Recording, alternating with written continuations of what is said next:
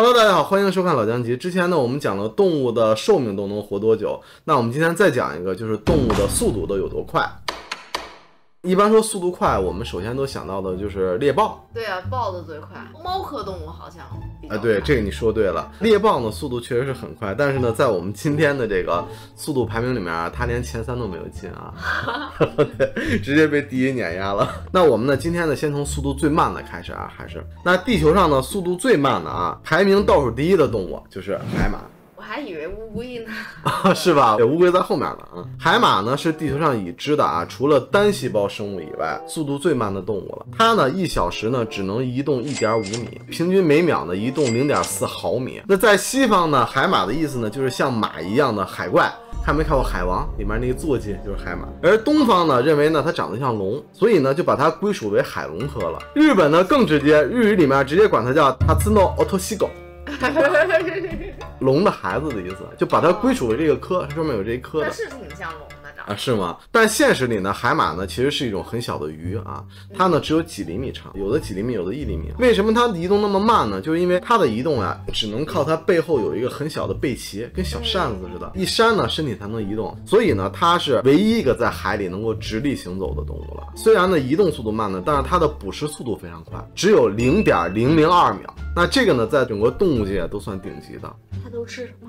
就虫子呀，海里的那个浮游生物啊。那它平时呢都会用尾巴缠在海藻上休息，看到小虫子以后，它就慢慢游过去了。也正是因为游得太慢了，小虫子根本感觉不到它来了，你知道吗？它贴到虫子的时候，用它那个小嘴跟喇叭一样，啪一吸。那其实它是给它们假象是吧？啊，对对对对。还有呢，就是海马呢是这个地球上唯一一个由雄性生育后代的动物，男的生孩子。哦，是吗？啊，对，是不是特别羡慕啊？是。下一个啊，比海马再快一点的啊，地球上第2慢的速度的动物，它就是蜗牛。蜗牛呢是陆地上爬行最慢的动物了，它每小时呢移动大概有 8.5 米，平均呢每秒呢是2毫米。它呢跟海螺呢同属腹足纲。那陆地上呢只要带壳的基本上都叫蜗牛，海里带壳的就叫海螺。那蜗牛爬得慢呢，主要呢因为它没有腿啊，它呢只能靠身体往前蠕动，身体还不断的分泌这种粘液，就跟涂了胶水一样，所以呢它移动会更慢。但是这个粘液呢其实还很重要，因为呢它得不停的保持湿润，而且在打架的时候也能帮它粘住天敌，排泄的时候它也需要那粘液。它一般都把那个屎拉在身上，然后通过粘液一点一点带到地上，是这样的啊，总是有用的。对对对，它如果没有粘液的话，它就死了。值得提的就是有一个跟它长得一样的动物，只是没有壳，那个呢是叫阔鱼。最经典的形象呢就是《火影忍者》里面纲手的召唤兽。那它的速度呢要比蜗牛稍微快一点，因为呢它没有壳。那它有粘液吗？也有哦，也有，它俩是近亲嘛，几乎差不多啊。好，那下一个比蜗牛更快一点的，就排名倒数第3的棘皮动物。什么是棘皮动物？比如说海星呀、海参呀、海胆呀，是这样的，就那种黏黏的那种感觉。对，海底的，它们呢是一种很古老的无脊椎的动物，很高级的，其实是在寒武纪的时候就有了。它们的特点呢就是这些动物都没有头，幼体呢2侧对称，长大后呢辐射对称或者5辐射对称。什么意思啊？小的时候它是2侧对称，就跟人似的，我们人就2侧对称，左面右面。长大以后呢变成辐射对称，就是你从任意一个角度切开，它都是2边一样的。比如像那个海胆，它就是你怎么切都是2边一样的。对，5辐射对称呢，就是比如海星，你从那5个轴切是一样的啊，就这个意思啊。那它们呢在海里移动都比较慢啊，最典型的呢就是海星，它呢每小时移动呢大概在50到100米，那平均的每秒移动2厘米。海星它也没法走快，它如果爬得太快的话容易翻跟头。下一个呢速度再快一点的啊就是树懒。我看有一个叫动物树懒呢是地球上最慢的哺乳动物，你看没看过《疯狂动物城》？啊，对，就那个，它呢每小时呢能移动200米，平均的每秒5厘米。那这个呢还是它在树上的速度，它在地上爬的会更慢。它慢的主要原因呢主要有2个，一个呢就是说它下肢呢基本上不能走路，属于半瘫痪状态，只能靠上肢去爬行，所以呢平时它们也不怎么在陆地上去活动的。第2个原因呢主要是因为太懒。啊，他懒得走，你知道吗？以前呢，他名字叫树獭，然后后来就因为太懒了，所以改名叫树懒了。树懒呢，也是唯一一个身上呢长植物的动物啊，它身上有时候会长很多的藻类或者是地衣这种植物，就都在它身上长植物了。对对对，也因为懒的。好，下一个啊，比树懒再快一点的有乌龟。乌龟呢也是非常典型的慢动作的动物了。听没听过龟兔赛跑？乌龟呢正常的行走速度呢大概每小时在300米左右。如果遇到危险冲刺的话，每小时能达到1公里，其实也不慢了啊。也不慢啊。每秒是0.3米吧？你看每秒0.3米挺快的了。它慢呢，主要原因呢是因为乌龟的骨骼呢和龟壳呢它是连在一块儿了，它的壳就是骨头。那这样呢，就导致它的四肢呢就丧失了一定灵活性，而且呢，它的四肢的肌肉也不是很发达。乌龟呢遇到危险的时候，一般都不跑，它就藏在壳里就行了，防御就藏进去。对，它的防御力最强嘛啊，所以它也没有必要跑得那么快。它呢不光移动慢呀，而且它吃东西啊，新陈。之前呢，我们讲过乌龟的寿命啊，它不光移动速度慢，它吃东西啊、新陈代谢啊、生长速度都很慢，所以它寿命活得就长。所以很多人呢就认为少运动，干什么都慢一点就能长寿啊。那下一个呢，比乌龟再快一点的叫秋玉。秋玉估计会很陌生，听没听过鹬蚌相争？听过。它呢是一种中型的小型涉水禽鸟，就是生活在水边的鸟类。那秋玉呢是地球上飞行速度最慢的鸟类了，每小时呢只有8公里。这个什么概念呢？就是这个速度呀还没有骑自行车快。它慢的主要原因呢，就因为它长得比较胖，而且腿短。这个鸟啊，一般的翅长都会超过自己的体长的，但是这种鸟呢，它的体长有35厘米，但是它的翅展呢只有19厘米，所以它飞得比较慢。而且呢，还有一个特点就是它走路特别逗，像蹦迪一样，你知道吧？这样。这样，所以你要不知道，以为它循环播放呢，你知道吗？啊，那下一个呢，比秋玉更快一点的就是虎甲。虎甲是什么？虎甲呢是地球上爬行速度最快的一种昆虫，它时速呢在9公里，大概呢就是每秒2米左右。每秒2米，对，我觉得挺快的了。快的，对对对。那这个速度呢看着也不慢了，是吧？但是你要知道它的身体啊，体长只有2厘米长。我觉得我都不能每秒走2米。你跑都不一定有2米。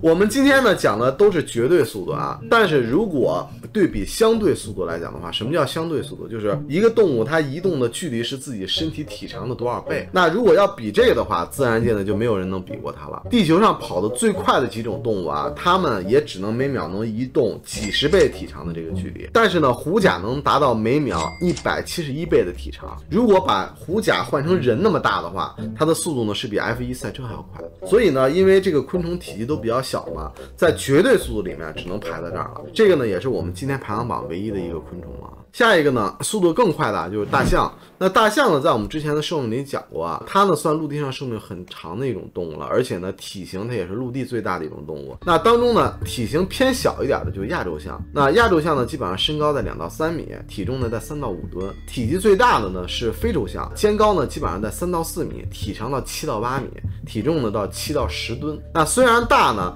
它的最快速度啊，也就是在24公里每小时。冲刺的时候呢，每秒大概能跑6米左右，其实也挺快。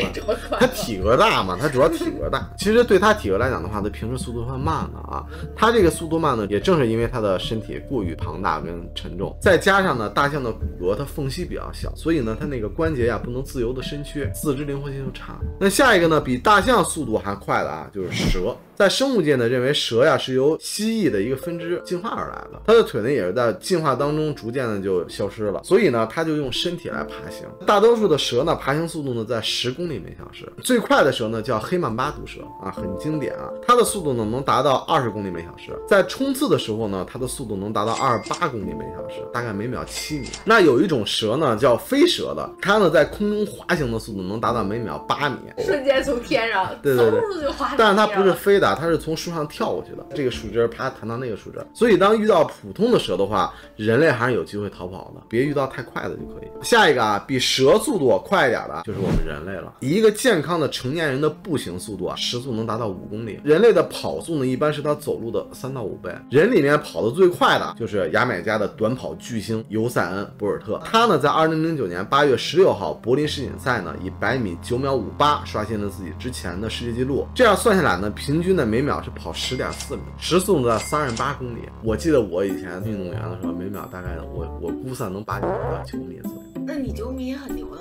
哎，这个100米速度啊，提升一点这个成绩会很难的，但你看着很短，这差距非常大啊。那在100米比赛当中呢，一般的极限速度啊，100米不是全程都那个速度的，它启动会慢一些，后面会快一些。极限速度呢，一般是在后程的40米，尤其是60米到80米之间。那博尔特呢，曾在柏林的奥运会上呢，跑出了3秒31的分段，就是最后40米。那世界第2快的就是美国的短跑名将泰森盖伊，他呢最快的分段也跑出过3秒32的成绩，核算下来的话，大概是44.7公里每小时。截止到现在呢，极限速度能够达到44公里每小时以上的，也就只有博尔特和盖伊2个人了。在我的印象最早的时候，我记得专家当时就有说过，很早了，10来年了，说人类的极限速度是超不过10秒了。但后来100米就突破10秒了，9秒9呀，9秒8呀。然后专家又说这个人类极限不是10秒，是9秒多。博尔特刷新最新记录了，博尔特的最新记录是9秒58，专家就说人类的极限是9秒5，就老是擦每次老打脸。我觉得呀，随着这个科学的训练方式，包括成熟的技术动作、合理的饮食搭配呀，人类的极限速度很可能，也不是很可能，肯定会继续刷新的。那相比爆发力呢，人类更强大的其实是它的耐力。整个动物界呢，基本上算 No.1 了，包括马都不行。它的耐力好，主要因为一个是人2个腿跑，你知道吗？它比较省劲儿。第二就是人的排汗系统非常好，你像狗它只能用舌头排汗，人的话浑身都能出汗。更重要的就是人的大脑，它有智慧，会合理的分配体力，而且它有坚强的意志。那下一个呢，比人更快的啊，后面都比人快啊，就是猫了。那猫科动物呢，是最适合奔跑的动物了。猫呢，虽然是小型的猫科动物，但是呢，就这样的话，也可以秒杀人类了。据说呢，跑得最快的一种猫啊，是一种叫挪威森林猫的品种，每小时大概有48公里，核算下来的话，就每秒13米。如果让它跑100米的话，就是7.5秒，直接超了博尔特。那这种猫的生长环境呢，非常寒冷和恶劣了，它就得比普通的猫呀适应力更强，所以它身体素质更好，身体也更强壮，它个儿大，大概有半米多。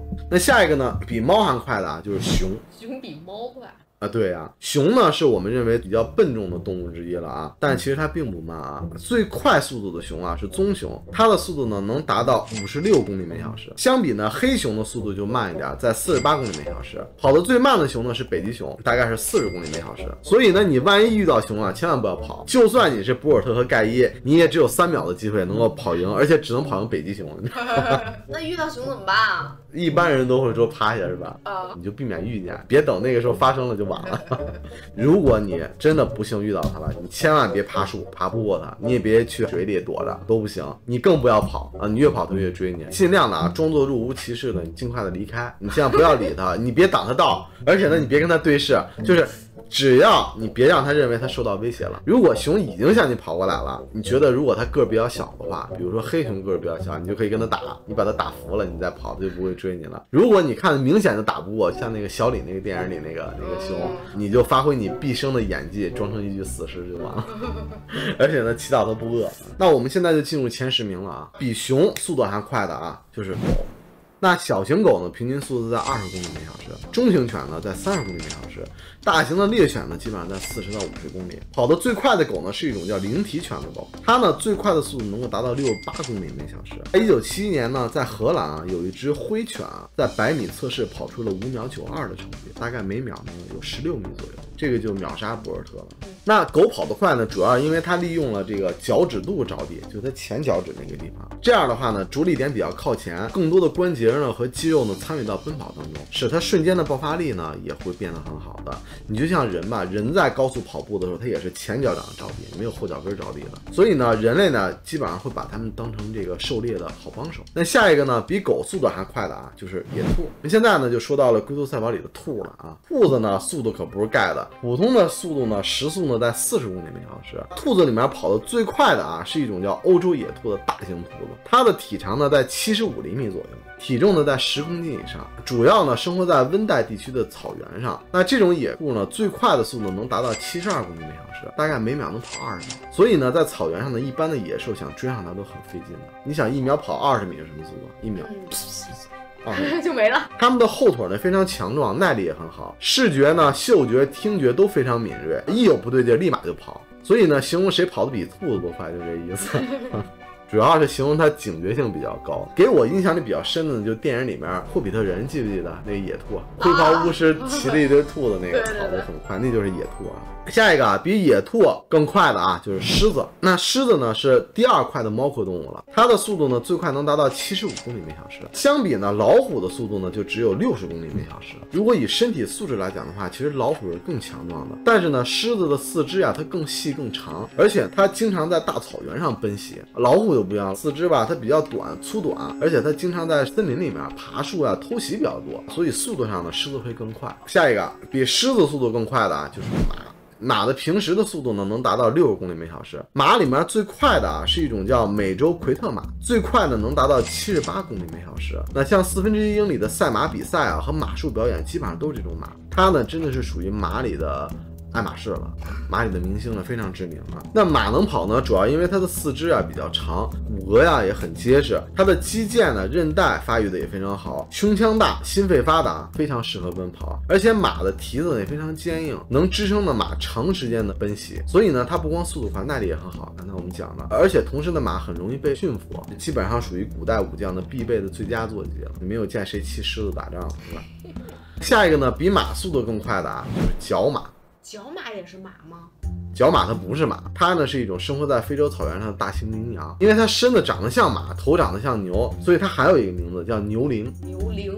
对，羚羊。那它们的速度呢能够达到83公里每小时，每秒呢大概能跑23米。它们呢主要吃草，而且非常挑食，所以呢在每年旱季的时候啊，它们就为了寻找更新鲜的草料啊，它就会大规模的迁移。多的时候呢，角马群能达到1万多头一起活动，长途奔袭，非常壮观。狮子如果是长期跑的话是跑不过的，它们的胆子非常小，它们能干的就是逃跑啊，最能就是逃跑，而且是扎堆跑啊，对对对，一有风吹草动就撒腿就跑。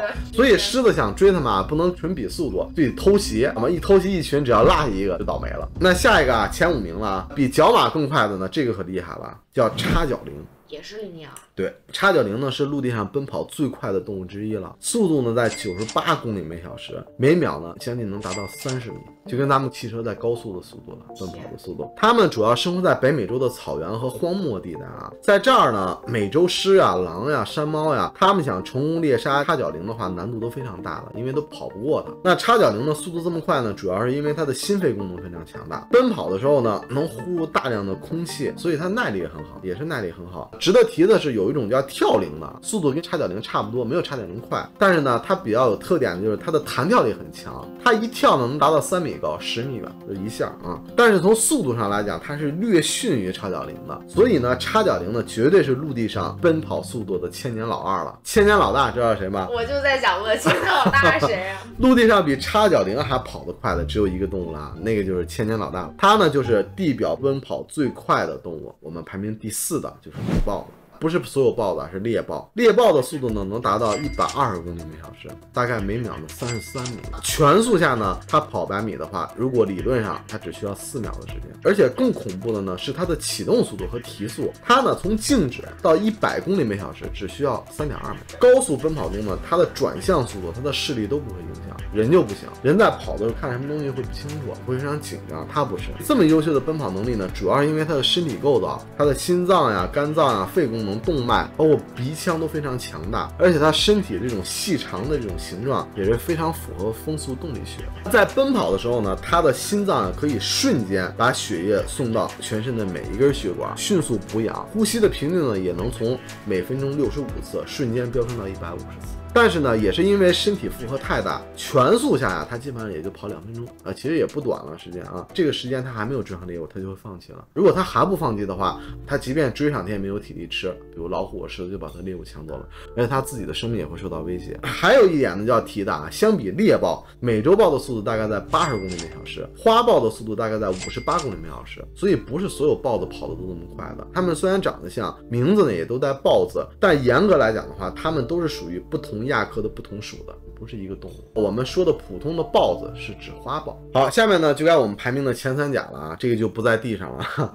排名第3的啊，比猎豹还快的啊，就是旗鱼，水里的。鱼。对，旗鱼呢是生活在热带、亚热带海洋里的一种生性凶猛的大型鱼类，体长呢一般在2米到5米。它们最明显的特征就是嘴长得像一长剑，身上有个特别高的背鳍，像一个旗子，所以叫旗鱼。那旗鱼呢是公认的短距离游泳最快的鱼了，平时的普通速度能达到90到110公里每小时，最快的速度呢能够达到180公里每小时，每秒的50米，当之无愧海洋速度的霸主了啊，非常快。它游泳的时候呢，它的这个背鳍就会降低，减少阻力。它的嘴呢也会像长剑似的把这个水拨到两边，这么往前走，不断的摆动尾鳍，就像那个轮船上的螺旋桨一样，所以非常快。值得提的就是在海洋里还有一种动物就是海豚，海豚的动物也很快，但是没有旗鱼快它主要性格也很凶，对，性格很。你想高铁的速度，然后带一把长剑，你想什么感觉？那是。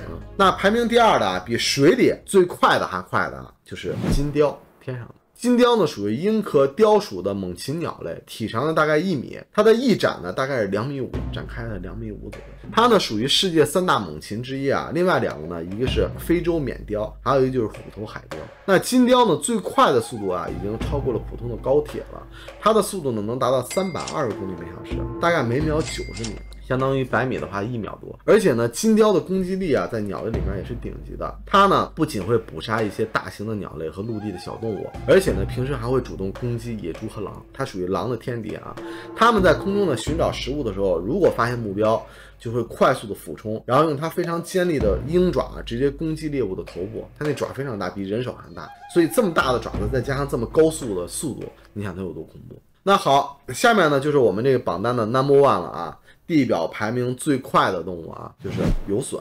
游隼呢是咬缸，是牛隼，是游隼，游泳的游，对，游隼呢是咬游隼，游隼呢是咬游，你这个嘴游隼呢是鸟纲里一种位于食物链顶端的中型猛禽，又名花梨鹰、青雁和鹰虎。它呢是阿拉伯联合酋长国和安哥拉共和国的国鸟。游隼呢平时的普通飞行速度就在100公里每小时，就没事飞着玩就100公里每小时。当它们在空中俯冲捕猎的时候，速度最快能够达到390公里每小时，大概呢每秒110米。曾经呢，美国有一位飞行员亲眼目睹了游隼在俯冲时轻松超过了他驾驶的活塞发动机的飞机，像一枚导弹一样从空中划过，画面呢非常震撼。还有人呢见过他呢在高速俯冲的时候一掌就击在了苍鹭的背上，瞬间打出了一个鸡蛋大的洞。网上有个著名的视频就是一个鸭子忽然就发现鸭子就死了，不知道为什么，有人用高倍速给它放慢了，发现是有一只游隼过来打了它一下，但是你普通人看不见的，你想它有多快？那就是你眨眼都感觉不到。对，你想每秒110米就几乎看不见。对。那游隼的高速飞行呢，其实是非常不容易的。它呢需要承受超自身身体25倍的重力。它的身体构造呢也非常特别，它眼睛上呢有一个保护膜，专门的保护它眼睛的，因为它在高速俯冲的时候如果有小石子的话，它就失明了。它的鼻子呢也能在高速飞行的时候呢，让气流顺畅的通过它的鼻腔到达体内。人类呢也是根据这构造发明了喷气式飞机的。